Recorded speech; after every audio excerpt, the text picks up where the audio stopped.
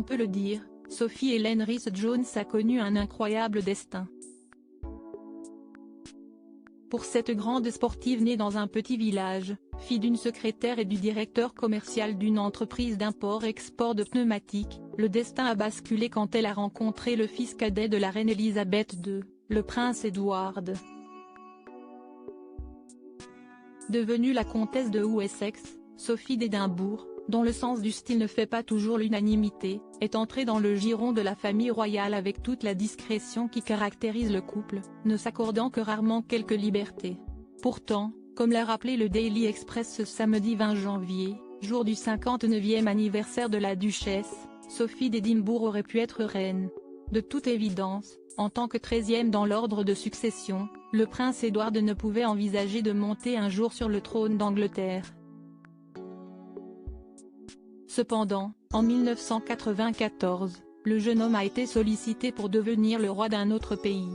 En effet, l'effondrement de l'URSS a permis aux pays limitrophes, enfin libérés de la tutelle soviétique, de reprendre leur indépendance.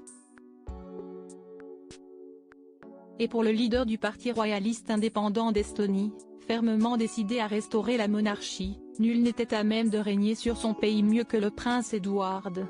Il était tout simplement jugé parfait pour le rôle. En conséquence, le parti a envoyé une requête officielle à Buckingham Palace, à laquelle il a poliment été répondu que l'idée était inconcevable, mais charmante. Supérieure à Sophie et Edward de Wessex, comment élèvent-ils leurs deux enfants Louise et James? Comtesse ou duchesse? Êtes-vous de ceux qui s'y perdent entre les différents titres de Sophie d'Édimbourg? Si oui, voici une petite clarification pour vous aider à vous y retrouver. L'épouse du prince Edward, qui est de plus en plus sollicitée par le roi d'Angleterre pour représenter la couronne, a reçu le titre de comtesse de Wessex lors de son mariage.